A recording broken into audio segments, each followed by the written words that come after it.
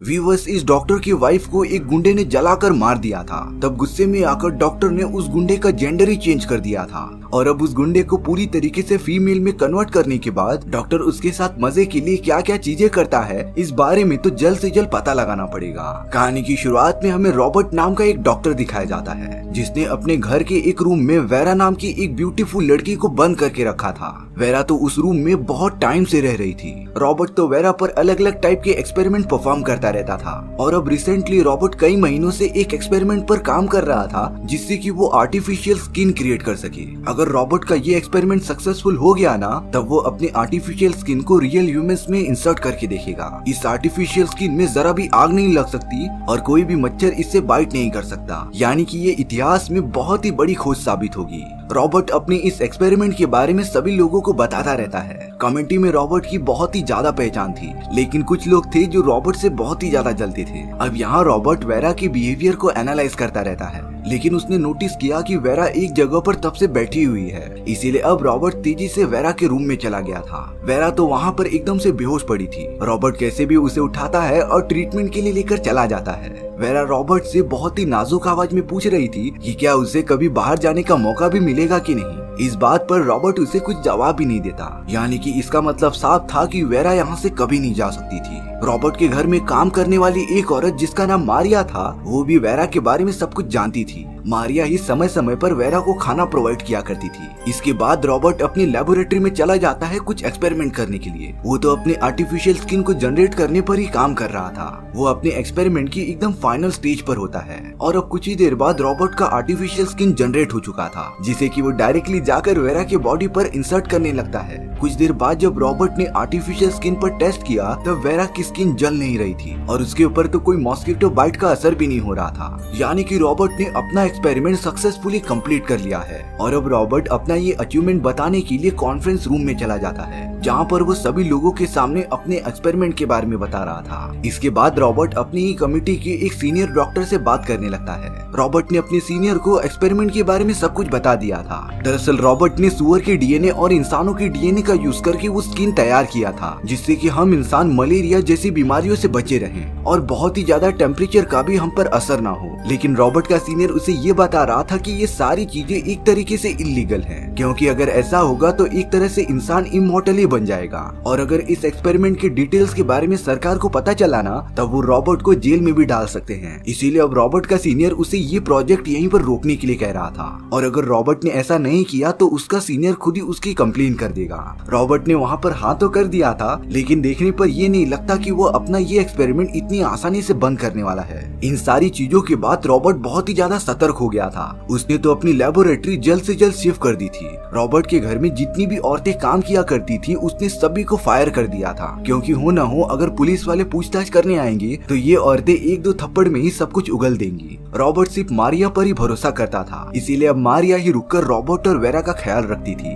अब एक दिन जीका नाम का एक आदमी जिसने शेर का कॉस्ट्यूम पहना था, वो रॉबर्ट के घर पर आ जाता है। हालांकि अभी रॉबर्ट काम से बाहर गया था, पर मारिया घर पर मौजूद होती है। जीका ने मारिया को बताया कि वो उसका बेटा है। हालांकि मारिया जीका पर भरोसा नहीं करती, पर अब जीका ने मारिया के बेटे होने का सारा प्रूफ दे दिया था। जीका को तो अपने बचपन की सारी बातें याद थी, इसीलिए अब मारिया ने जीका को अंदर बुला लिया था। जीका पूरे 10 साल बाद अपनी माँ मारिया से मिल रहा। वो दोनों आपस में बहुत सारी बातें करते हैं। बात ही बातों में मारिया को ये पता चला कि हाल ही में जीका ने अपने कुछ दोस्तों के साथ एक बैंक रॉबरी की है और अब जीका इसी रॉबरी की वजह से जेल से फरार है। जीका के पास रहने के लिए कोई घर नहीं था, इसीलिए वो अपनी मॉम को रिक्वेस्ट करता है कि वो कुछ दिन यहीं पर रुक के वापस चला जाएगा। मारिया भी इस बात के लिए मान गई थी। तभी जीका की नजर एक मॉनिटर पर पड़ती है, जिसमें कि वेरा अपने रूम में वर्कआउट कर रही थी। जीका तो वेरा के फिजिक को देखकर बहुत ही ज्यादा पागल हो गया था और अब वो अपनी मॉम से वीरा के रूम के बारे में पूछने लगता है। हालांकि मारिया ने जीका को कुछ भी बताने से मना कर दिया था, पर अब जीका ने तो अपनी मॉम को बांधकर उसे टॉर्चर करने लगा था। जीका तो पूरे घर के रूम्स की छानबीन करने लगता है कि वेरा कहाँ पर है और अब बहुत ज्यादा सर्च करने के बाद वो वेरा के रूम में पहुँच भी गया था। जीका तो वेरा से जबरदस्ती करने की कोशिश करता है और अब उसने तो वेरा को पकड़कर उसके साथ गंदा काम करना स्टार्ट भी कर दिया था।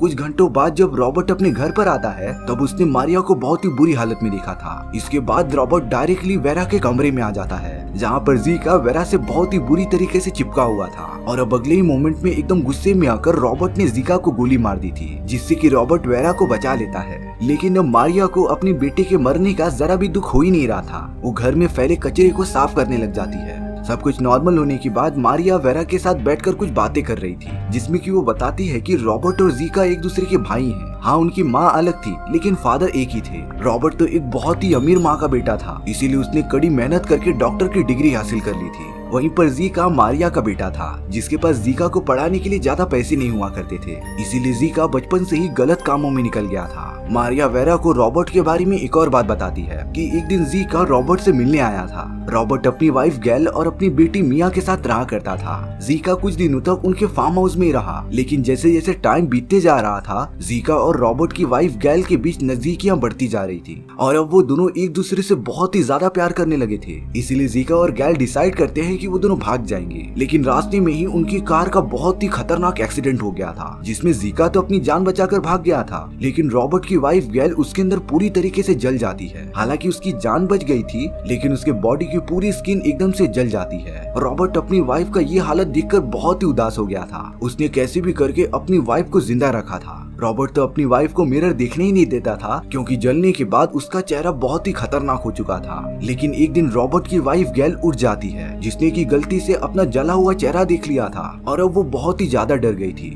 इस जले हुए चेहरे के कारण वो कहीं बाहर भी नहीं जा सकती थी और न ही किसी से मिल सकती थी। तो फिर इस लाइफ का मतलब क्या? इसीलिए अब रॉबर्ट की वाइफ गैल ने कूदकर अपनी जान दे दी थी। रॉबर्ट की बेटी मिया इस मोमेंट को बर्दाश्त नहीं कर पाती और अपनी मॉम की डेथ का उसके दिमाग पर बहुत ही गहरा असर पड़ा था। तब से रॉबर्ट पता नहीं कुछ अनजाना एक्सपेरिमेंट करते ही जा रहा था। अब रॉबर्ट अपनी बेटी मिया को लेकर एक पार्टी में आया हुआ होता है। मिया की मेंटल कंडीशन धीरे धीरे ठीक हो रही थी। वो दोनों तो उस पार्टी में बहुत ही ज्यादा एंजॉय करते हैं, लेकिन थोड़ी देर बाद रॉबर्ट को अपनी बेटी वहाँ पर नजर नहीं आ रही थी। जब रॉबर्ट अपनी बेटी को बाहर ढूंढने चला गया था, तब एक आदमी जो मोटरसाइकिल पर सवार था वो तेजी से वहाँ से भागता है। रॉबर्ट को इस बात से शक हो गया था, इसीलिए वो अपनी बेटी को उस जगह पर ढूंढने लगता है। एक पेड़ के पास ही मिया बेहोश मिली थी। रॉबर्ट जब अपनी बेटी को उठाने जाता है, तब मिया बहुत ही तेजी से चिल्लाने लगी थी। मिया को लग रहा था कि उसके फादर उसके साथ गंदा काम करने की कोशिश कर रहे हैं, पर ये सारी चीजें उसी आदमी ने की थी जो मोटरसाइकिल पे बैठकर अभी अभी भागा था। और अब रॉबर्ट कैसे भी करके अपनी बेटी मिया को संभालता है। मिया के ऊपर जिस आदमी ने हमला किया था उसका नाम माइक था, जो कि एक लेडी स्टोर में काम करता है। माइक को तो अपने ही स्टोर में काम करने वाली एक ब्यूटीफुल लड़की से प्यार था। माइक तो उस लड़की को प्रपोज भी कर देता है, लेकिन बाद में जाकर माइक को पता चला कि वो लड़की लेस्बियन है, यानी कि अब माइक का पूरा पत्ता कट चुका था। पर उसे जरा भी अंदाजा नहीं होता कि आने वाला टाइम उसके लिए कितना खतरनाक होने वाला है। अब रॉबर्ट अपनी बेटी मिया का बदला लेने के लिए माइक का लगातार पीछा करते रहता है। माइक अपनी मोटरसाइकिल लेकर रोड पर जा रहा था, तभी रॉबर्ट ने अपनी कार से उसे अचानक से टक्कर मार दी, जिससे कि माइक गिरने के बाद वहीं पर बेहोश हो जाता है। यहाँ पर रॉबर्ट की बेटी मिया का दिमाग और भी ज्यादा खराब हो चुका था। उसे तो यही लग रहा था कि उसके फादर ने ही उसके साथ कुछ गलत काम किया है, इसीलिए मिया रॉबर्ट से कभी बात ही नहीं करती थी। और अब कुछ ही दिनों बाद रॉबर्ट को ये खबर मिलती है कि उसकी बेटी मिया ने सुसाइड कर लिया है, यानी कि अब रॉबर्ट अपनी लाइफ में एकदम से अकेला हो गया था।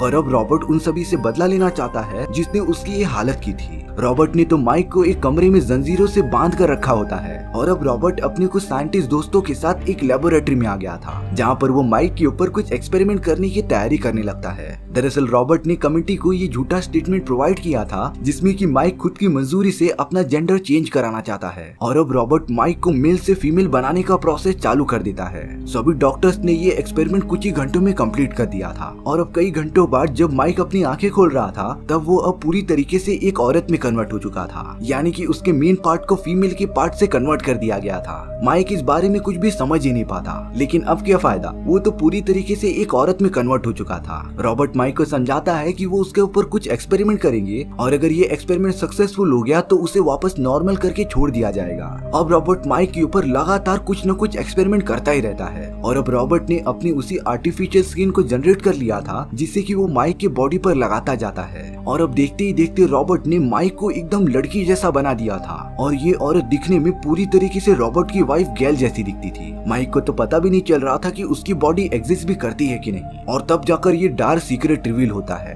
कि वेरा, जिसे कि रॉबर्ट ने कई सालों से कैद करके रखा था, वो और कोई नहीं बल्कि माइक है। रॉबर्ट का तो जब भी मन करता था वो वेरा के पास अपनी भूख मिटाने आ जाता था, यानी कि उसकी वाइफ की कमी वेरा पूरी कर देती थी। रॉबर्ट को लग रहा था कि अब वेरा पूरी तरीके से नॉर्मल हो चुकी है और वो तो अपना पास बुलाकर रॉबर्ट से प्यार करने लगी है, इसीलिए रॉबर्ट ने वेरा को पूरी छूट दे दी थी। वेरा नॉर्मल लोगों की तरह बाहर जाती थी और शॉपिंग करती थी, लेकिन मारिया ने रॉबर्ट को पहले से ही इन्फॉर्म करके रखा था कि वो वेरा को खत्म कर दे, क्योंकि आगे चलकर ये उनके लिए खतरा बन सकती थी। पर रॉबर्ट इन सारी चीजों पर ध्यान ही नहीं देता। अब एक रात जब रॉबर्ट सो गया था तब वेरा अपने हाथों में गन लेकर उसके रूम में चली गई थी और अब वेरा डायरेक्टली उस गन को रॉबर्ट के ऊपर पॉइंट कर देती है। वेरा ने रॉबर्ट से कहा कि वो उसके साथ प्यार का नाटक कर रही थी क्योंकि वो इस नर्क से बाहर निकलना चाहती है, लेकिन रॉबर्ट वेरा को अपने प्यार के बारे में बताता रहता है। पर अब अगले ही मोमेंट में वेरा ने रॉबर्ट को शूट कर दिया था, जिससे कि रॉबर्ट तुरंत ही मर जाता है। मारिया भी जब गन की आवाज सुनकर ऊपर आई थी तब वेरा ने बेड के नीचे छुपकर मारिया को भी मार दिया था, जिससे कि वो अब पूरी तरीके से आजाद हो गई थी।